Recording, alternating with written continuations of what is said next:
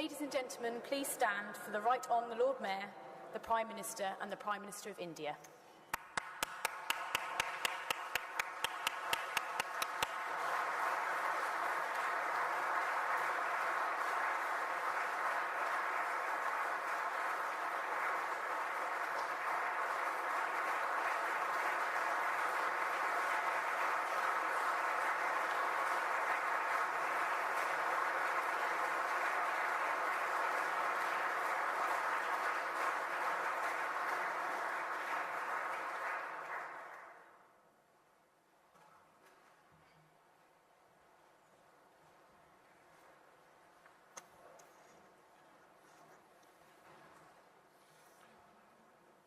Prime Ministers, ladies and gentlemen, it is an honour to welcome Prime Minister Modi to the city and host him in the Guildhall's magnificent Old Library, which dates back to the 19th century. It's called the Old Library because, as you might have spotted, there are no books anymore. They've moved elsewhere to make space for events of national significance, events like this. Our audience represents the city at its best. The men and women who make this world the most exciting financial hub. We have all gathered to hear about one of the UK's most important allies and firmest friends, India. We in the city have long since recognised India as a kindred spirit, a place of enterprise and innovation, supported by democratic values, the rule of law and maturing financial markets. Mr. Modi, it's a pleasure to have you here.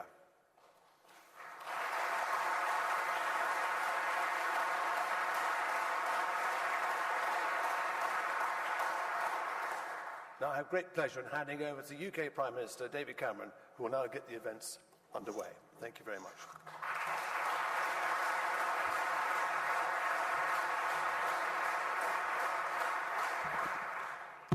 Prime Minister Modi, Lord Mayor, ladies and gentlemen, we have come from the Palace of Westminster, where Prime Minister Modi has addressed a joint session of Parliament. So, from the seat of our democracy, we are now in the heart of our financial centre, London's Guildhall. Beyond these fine surroundings is the financial capital of the world, a city that is home to 250 foreign banks, more than any other global financial centre. 4 in 10 of all foreign exchange transactions in the world take place right here. More US dollars are traded in London than in New York. And UK-based fund managers invest over £6 trillion right here. So one thing is clear. If India wants a partner to help finance its ambitious plans, you've come to the right place. And it works both ways, because beyond this hall, far beyond these shores, is India, a country with the power to invest, to innovate and grow, and to help Britain realise our ambitions too. Together we can be partners in prosperity. So many of our goals align. You want to make in India, boosting manufacturing and creating jobs. And we want to do the same here. So we will make with you, just as businesses like JCB and Rolls-Royce are already doing. And I know you'll want to make with us, just as Tata is doing at Jaguar Land Rover. You want to build 100 smart cities to meet the growing demands of urbanisation. And we want to invest in and regenerate our cities too. So the UK will help you plan, design and implement new cities like Amaravati, the new capital of Andhra Pradesh. And we'll offer you fantastic investment opportunities, particularly in our northern powerhouse, joining up our great northern cities so they can compete with the great cities of the world. And our ambitions don't stop there. You want to deliver digital India, unleashing the entrepreneurial talent of young Indians. And we want to continue our reputation as the tech capital of Europe. So we will share our experience of building technology clusters, like Tech City just down the road from here, and we'll continue to ask you for your leading IT services expertise, which is renowned the world over. You want to skill India, to ensure 400 million Indians receive the right training and qualifications. And we're creating 3 million new apprentices to make sure our young people have the skills they need to get on in life. So we can provide the world's most recognized and respected professional bodies, like city and guilds, which already train thousands of Indian people each year. And we'll ask you, through the Indian companies operating in Britain, to help deliver the high-quality apprenticeships that Britain needs. Finally, you want to ensure financial inclusion for all those who are unbanked, particularly in rural India. And we want to expand our reach as the world's financial capital. So we will deploy the very best of British fintech to deliver the mobile money and branchless banking that India needs. And we hope to continue to see the liberalization of your financial markets, creating more expansion opportunities for us all.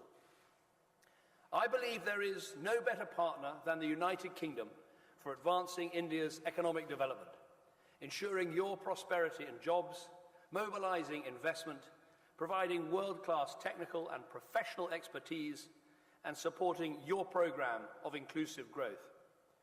And there's no better country than India for us to look to for what we need. You already invest more in the UK than in any other country in the European Union. We already invest more in India than anyone else among the G20. So let's take our strong ties and make them even stronger. Let's be partners in prosperity. And let's welcome the man who is the driving force between all that ambition and potential. He told us in a great speech in Parliament that the future of India is the future of 1/6 of humanity. And he told us that the India his people dream of lies ahead of them.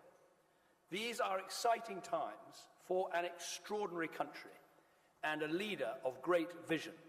So, ladies and gentlemen, let us welcome Prime Minister Narendra Modi.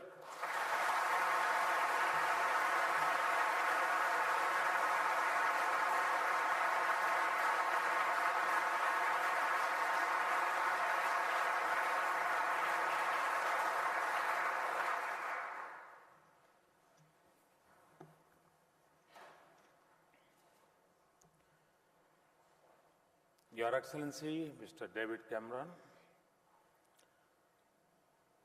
Honorable Mr. Alan Yarrow, the Lord Mayor of London, ladies and gentlemen, it is a great pleasure for me to be with you this evening. I must confess that there has been a delay in my coming to this great country. But the good news is that I and His Excellency Prime Minister Cameron have been in constant touch, have been meeting frequently at various places and exchanging views. I remember our last meeting in New York, where he rightly said that India and UK should work closely on the economic front. Friends, UK and India have known each other very well since a long time. Our systems of governance is also based largely on the Westminster model. Our institutions know how to interact with each other. Our people know how to work with each other. Our businesses know how to grow with each other. That is the reason that the UK is among India's major trading partners. UK is also the third largest foreign investor in India. And I must add, this is not one-sided. India has emerged as the third largest force of FDI for UK. However, there is significant potential for India and UK to further strengthen their economic ties. We have to effectively leverage the mutual understanding which is there for each other. We are particularly keen to develop the sectors where UK is strong. We are working hard to create conducive conditions for this engagement. A strong Indian community here keep pushing us for better and better integration with UK. Friends, since my government took over, we have been working relentlessly to put the economy on track. Particularly, we have worked very aggressively to make India an easy and simple place to do business. We believe that this is necessary for improving the lives of ordinary citizens in India. The results of our hard work are now visible.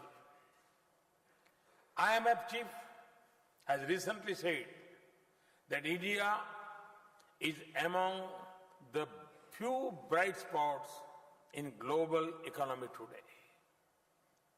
Our growth rate in the last year was 7.3%. The World Bank has very recently projected our growth rate at 7.5% for this fiscal and even better in the coming years. Thus, we are fortunate to be sailing in the right direction. In the World Bank report of 2016 on ease of doing business, India has moved up by 12 ranks at one go. No other major economy has made such a big improvement. We are also committed to take these corrections at the state, district and city level. States are moving hand in hand with the federal government in this task in the spirit of cooperative and competitive federalism. Recently, we did a ranking of our state governments on ease of doing business with the help of the World Bank Group. This has prompted the state governments into a healthy competition among themselves to ensure a business-friendly ecosystem. This was for the first time that the World Bank involved itself in a sub-national exercise on ease of doing business. Friends, one of the biggest challenges in India today is to productivity employ the youth. For meeting this challenge, we need to provide a huge push to manufacturing, which has stagnated at around 16% of the GDP for several decades. The share must reach around 25% in the short and medium term. With this in view, we have launched the Make in India initiative. We are working on all fronts to make India a global manufacturing hub. To achieve this objective, apart from vigorous exercise for ease of doing business, we have fast-tracked approvals and clearances for industry and infrastructure. The hallmark of our strategy now is policy-driven governance. Measures like transparent auction and allocation of key natural resources like coal, spectrum, iron ore have created a level playing field for investors. To enhance the flow of foreign investment, we have liberalized the FDI regime, allowing 100% FDI in railways. We have enhanced the FDI limits to 49% in defense and insurance. We are also conscious of the last mile operational issues in such policies.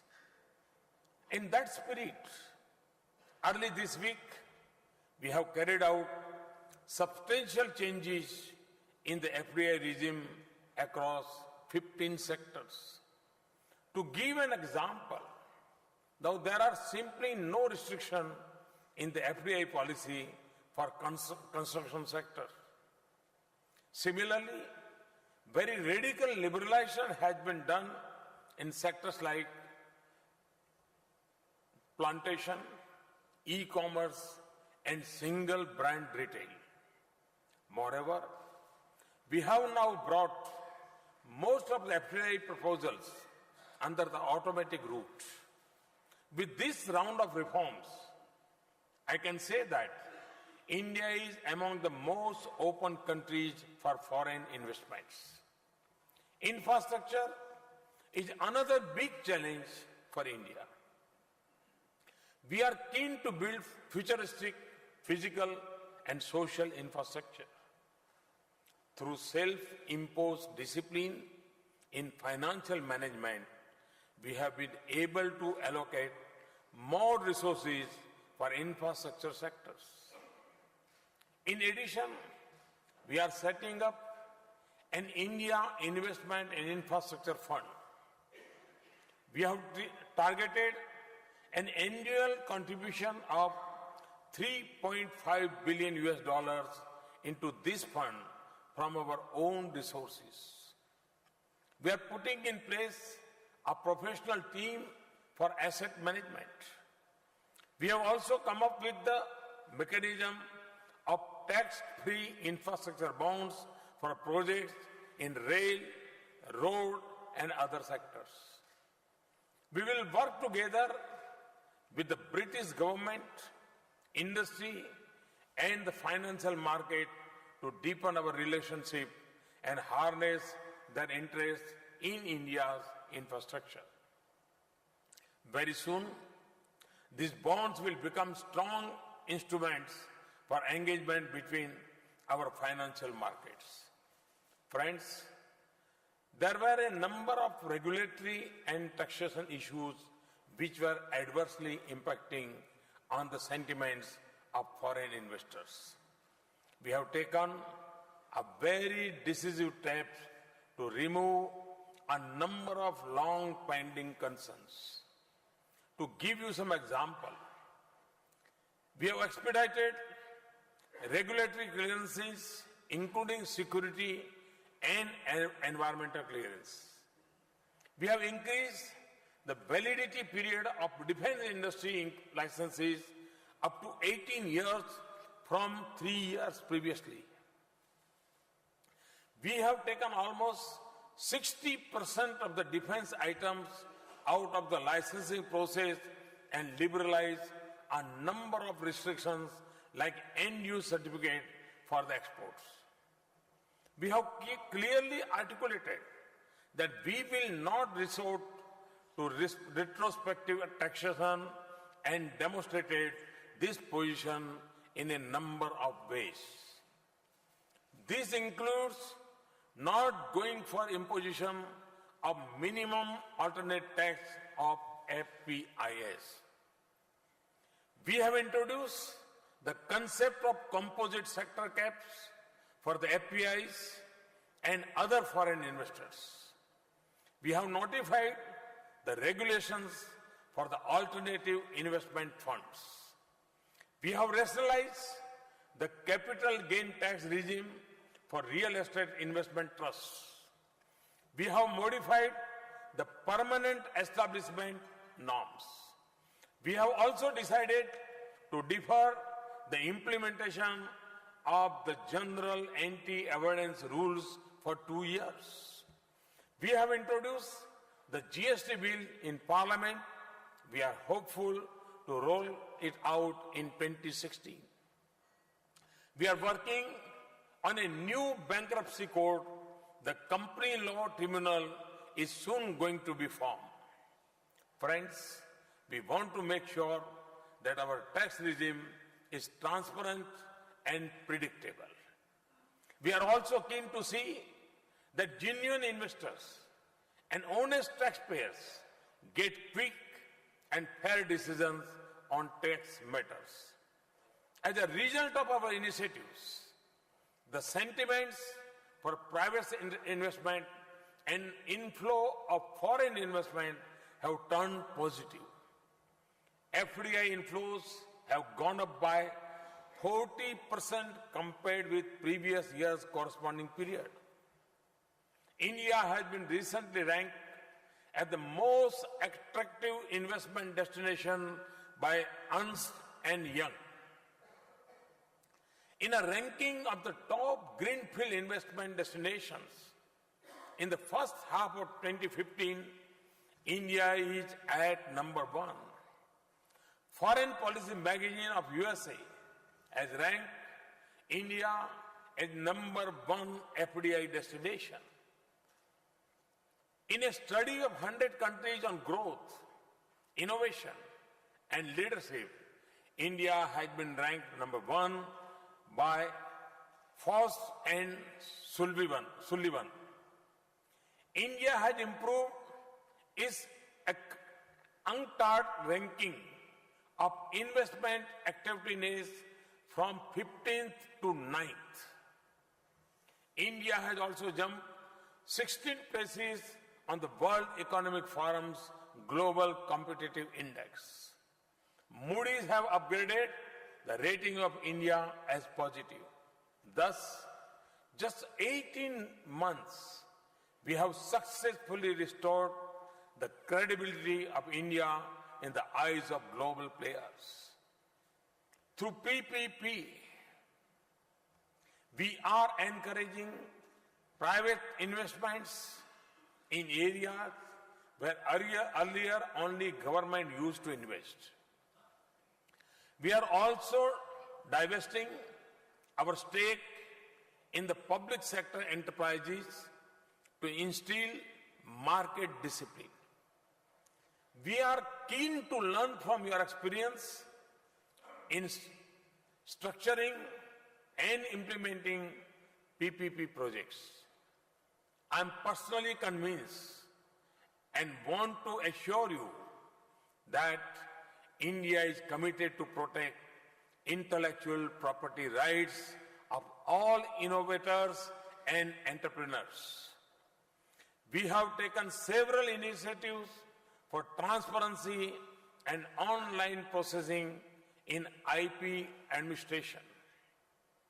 A comprehensive national IPR policy is being finalized. Friends, we want your active involvement in translating our dreams into reality. Our commitment and aggressiveness to achieve the goal in a faster and effective manner offers immense opportunities to British companies. These opportunities range from building 50 million houses to setting up 100 smart cities, modernization of railway network, and redevelopment of stations to new railway corridors. Generation of 175 gigawatt of renewable energy to transmission and distribution networks. From national highways and bridges to metro rail networks. Such a huge potential for creation of infrastructure and production of goods will not be available in any other country. More importantly, no one place on the earth can offer the potential for usage and consumption on such a massive scale. We are trying to harness this potential through our policies and people. The campaigns like Digital India and Skill India are designed to prepare the people to take part in this process. To tap their energy fully, we have also launched the Startup India campaign. We have witnessed massive growth in the number of startups in the recent past. Some of these have already begun to challenge established global players.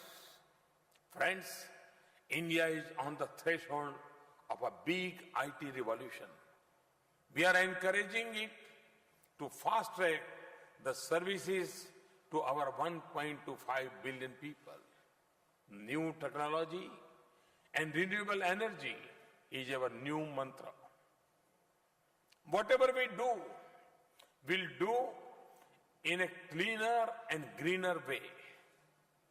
Energy efficiency, water recycling, waste to energy, clean India, and river cleaning are among those initiatives. These initiatives provide additional avenues for investment in modern technology and human resources. Ours is a country of the vibrant youth and a rising middle class. There is a huge domestic market in India. I have been saying that 3 Ds of democracy, demography, and demand is our basic strength. Moreover, talented young minds in India have now begun taking risks. They are preferring to become entrepreneurs. Thus, we have moved forward from D to E, which is entrepreneurship. Friends, necessary condition for take-off the Indian economy we have been created. Never before was India so well prepared to absorb talent, technology, and investment from outside. I can assure you that it will get better and better in the coming days. We will be open to welcome you, your ideas, innovations, and enterprises. We are open to carry out necessary corrections in our policies and procedures. Given the visionary and dynamic leadership of Prime Minister Cameron and his interest in India, I am personally eager to work with the British government and companies. With these words, I welcome you to India. I assure you of my personal care in making your dreams a reality. Many of you belong to India. Many of you are in India already. But for those who are not there, I must say that at this point of time, it is wiser to be in India.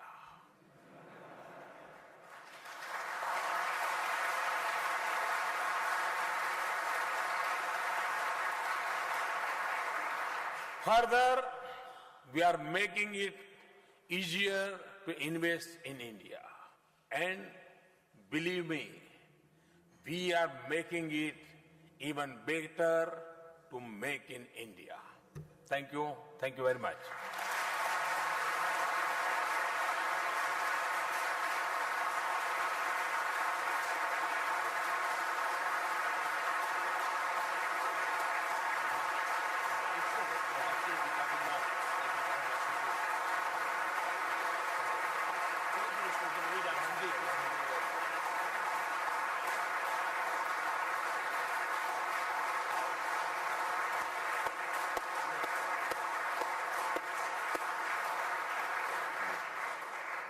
Well, Prime Minister, I hope you sense from the warmth of the response, the applause in this room, how incredibly welcome you are in this great city, in this United Kingdom. That was a superb speech and a magnificent account of the progress of reform, the program of vigorous economic modernization and reform that I witnessed at first hand when I visited India in September of this year. You talked of the partnerships, you talked of the strength of investment in both ways between our two countries, and so it's a great pleasure for me, as the British Minister for Trade and Investment, to announce 6 significant deals agreements which have been made, which are the living embodiment of that partnership, which are the real-time signal that this partnership can only go from strength to greater strength. The first agreement I can announce is Vodafone, which has announced further investments in India to a total of £1.3 billion, upgrading and expanding their network, new technology centres in Pune and Ahmedabad, a revolutionary new Tier 4 data centre, and the creation of a new payment bank aimed at accelerating the journey towards a cashless economy. Second, Lightsource, the largest solar voltaics generator in Europe, is announcing a £2 billion investment in India to design and manage around 3 gigawatts of solar power infrastructure over the next 5 years. This will create 300 jobs in Britain and 42 million of revenue and 300 jobs in India as well. The third is Intelligent Energy, which has signed a £1.2 billion contract to provide clean energy to 27,000 telecoms towers in India over a period of 10 years, which has enabled an initial order of 10,000 hydrogen fuel cells worth in the region of £130 million. And the fourth is an agreement signed between King's College Hospital Foundation Trust and Indo-UK Healthcare to open King's College Hospital in Chandigarh. This will lead to the creation of a significant number of jobs there, but it's importantly the first of 11 new UK-Indo Institutes for Health to be developed across India. When fully implemented, that would amount to £1 billion worth of investment into India's healthcare system, but accompanied by strategic clinical and training partnerships with Britain's finest NHS organisations, universities and private companies. And the fifth agreement is Indiabulls, who've announced an investment of £66 million in the British startup bank Oak North. It's a recently authorised bank providing lending to British entrepreneurs and small businesses. This equity investment will allow Oak North to increase its lending to British growth SMEs to over £500 million, supporting entrepreneurs and driving further job creation and growth in the British economy. And finally, the London Stock Exchange Group and Yes Bank have signed an MOU to foster the development of joint collaborations around bond and equity issuance, with a strong focus on green infrastructure finance. Both of these institutions will use their complementary strengths to facilitate access to capital raising both in London and in India for Indian entities, and will work jointly on the development of a wide range of new products. Through this collaboration, both parties also show their commitment to the promotion of products and platforms supporting green finance, and with market conditions permitting, Yes Bank plans to list a green bond of up to 330 million through medium-term notes in the course of next year. So please give a round of applause to these agreements, which mark a significant step forward.